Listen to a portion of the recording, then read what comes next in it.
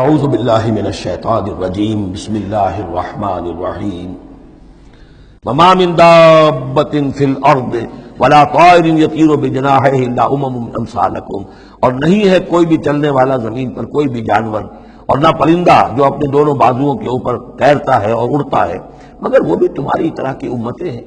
ان کے اپنے نظام ہیں، ان کے اپنے لیڈر ہوتے ہیں، چیونٹیوں کی بھی ملکہ ہوتی ہے، شہد کی مکھی بھی ملکہ ہے، ان کا ایک پورا کا پورا نظام ہے۔ ما فرطنا فی الکتاب من شیء، ہم نے تو اپنی کتاب میں کسی شے کی کوئی کمی نہیں رکھی ہے، ہر طرح کے دلائل دے دیے ہیں، ہر طرح کے شواہد پیش کر دیے ہیں، ہر طرح کی جو ہے استشہاد کر دیا ہے۔ ثم الی ربہم یحشرون، پھر یہ اپنے رب کی طرف لوٹائے جائیں گے، جمع کیے جائیں گے، وہاں ہر ایک کو اپنے کیے کا پورا بدلہ مل جائے گا۔ والذین کذبوا بآیاتنا، اور جو لوگ ہماری آیات کو جھٹلا رہے ہیں، صم و بکم فی الظلمات، وہ بہرے اور گونگے ہیں، اندھیروں میں بھٹک رہے ہیں۔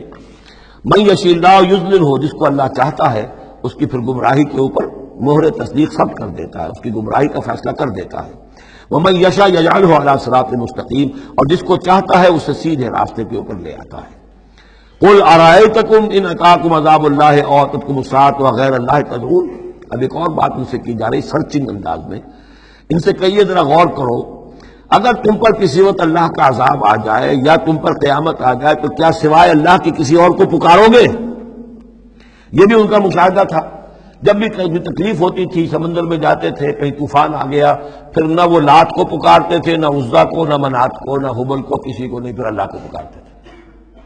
تم پر کوئی شامت آتی ہے تو اسی کو پکارتے، معلوم ہے تمہاری فطرت میں ایک ہی اللہ پر ایمان ہے۔ ان کنتم صادقین، اگر سچے ہو تو ذرا جواب دو۔ اب ظاہر بات ہے جس میں کچھ بھی شرافت کی رمق تھی وہ ان دلیلوں کو سمجھتے تھے کہ ہاں بات تو ٹھیک کہہ رہے ہیں، ہماری کیفیت تو یہی ہے۔ بل ایاہ تدعون، اسی کو تم پکارتے ہو۔ فیکشف ما تدعون الیہ ان شاء، پھر اگر وہ چاہتا ہے تو جو تم پکارتے ہو جس تکلیف میں وہ دور کر دیتا ہے۔ وتنسون ما تشرکون، لیکن تم بھول جاتے ہو ان کو جن کو تم شریک کرتے ہو، وہ تمہیں یاد نہیں آتے، لات اور عزا اور حبل اور منات وہاں یاد نہیں آتے۔ وَلَقَدْ أَرْسَلْنَا إِلَىٰ أُمَمٍ مِّن قَبْلِكَ فَأَخَذْنَاهُم بِالْبَأْسَاءِ وَالضَّرَّاءِ، اور ہم نے بھیجا ہے اور بھی امتوں کی طرف اے نبی آپ سے قبل۔ اب یہ ایک بہت اہم قانون ہے جو بیان ہو رہا ہے انبیاء اور رسل کے بارے میں، انبیاء نہیں رسل کے بارے میں۔ جب بھی کسی قوم کی طرف رسول بھیجے جاتے تھے تو اللہ تعالیٰ کی طرف سے چھوٹے چھوٹے عذاب آتے تھے تاکہ وہ جو خواب غفلت میں، خواب خرگوش میں مبتلا ہے وہ جاگیں، ہوش میں آئیں اور بات سنیں۔ لیکن اگر وہ انکار کر دیتے تھے تو پھر اللہ تعالیٰ کی طرف سے ان کی رسی ڈھیلی کر دی جاتی تھی، اب کھا لو پی لو، جو بھی چند دن مہلت ہے عیش کر لو، پھر اچانک عذاب ان پر آ جاتا تھا۔ یہ مضمون اصل میں یوں سمجھیے کہ دوسری صورت کا عمود ہے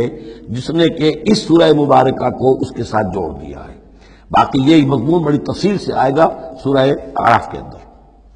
وَلَقَدْ أَرْسَلْنَا إِلَىٰ أُمَمٍ مِّن قَبْلِكَ فَأَخَذْنَاهُم بِالْبَأْسَاءِ وَالضَّرَّاءِ، اور ہم نے بھیجا اور امتوں کی طرف آپ سے پہلے نبی رسولوں کو تو پھر ہم نے پکڑا ان کو سختیوں سے اور تکلیفوں سے، لعلہم یتضرعون،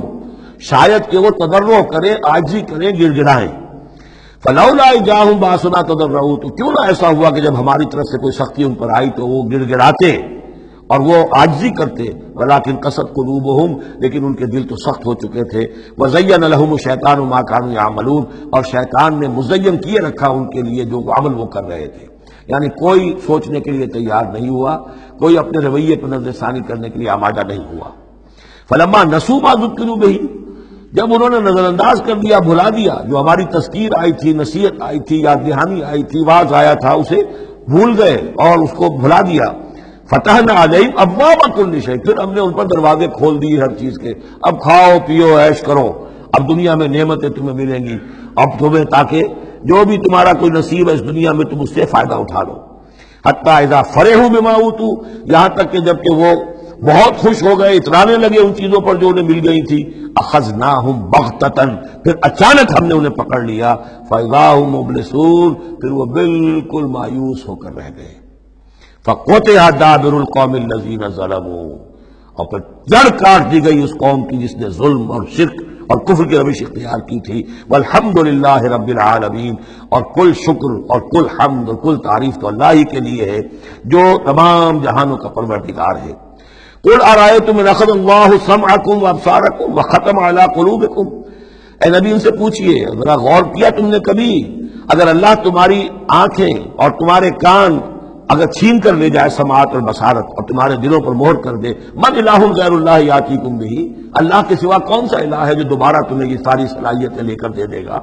انظر کیف نصرف الآیات، دیکھیے ہم کیسے ان کے لیے اپنی آیات کو گردش میں لا رہے ہیں، پھرا پھرا کر مختلف اسلوب سے۔ ایک پھول کا مضمون ہو تو 100 رنگ سے باندھوں، ہم یہ سارے مضامین ان کے سامنے لا رہے ہیں۔ ثم ہم یصرفون، پھر بھی وہ کنارہ کرتے ہیں۔ قل ارأیتکم ان اتاکم عذاب اللہ بغتۃ و جہرۃ، ان سے کہیے کہ دیکھو تو اگر تم پر عذاب آ جائے اچانک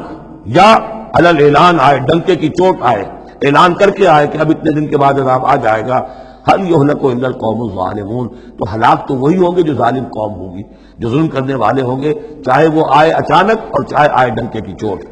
وما نرسل المرسلین الا مبشرین ومنذرین، اب یہ دیکھیے پھر وہی لفظ آ گیا جو سورہ نساء میں ہم پڑھ چکے ہیں، رسلا مبشرین ومنذرین۔ جو بیسک فنکشن ہے انبیاء اور رسل کا وہ یہ ہے، وما نرسل المرسلین الا مبشرین ومنذرین، اور ہم نہیں بھیجتے رہے ہیں اپنے رسولوں کو مگر مبشر اور منذر بنا کر، اہل حق کے لیے بشارت دینے والے اور اہل باطل کے لیے خبردار کرنے والے۔ فمن آمن واصلح فلا خوف علیہم ولا هم يحزنون، تو جو ایمان لے آئے اور جنہوں نے اپنی اصلاح کر لی ان پر نہ کوئی خوف ہے اور نہ وہ حزن سے دو چار ہوں گے۔ والذین کذبوا بآیاتنا، اور وہ لوگ کہ جنہوں نے ہماری آیات کو جھٹلایا، یمسهم العذاب بما كانوا يفسقون، ان کے اوپر عذاب مسلط ہو کر رہے گا ان کی نافرمانی کے باعث۔ صدق اللہ العظیم۔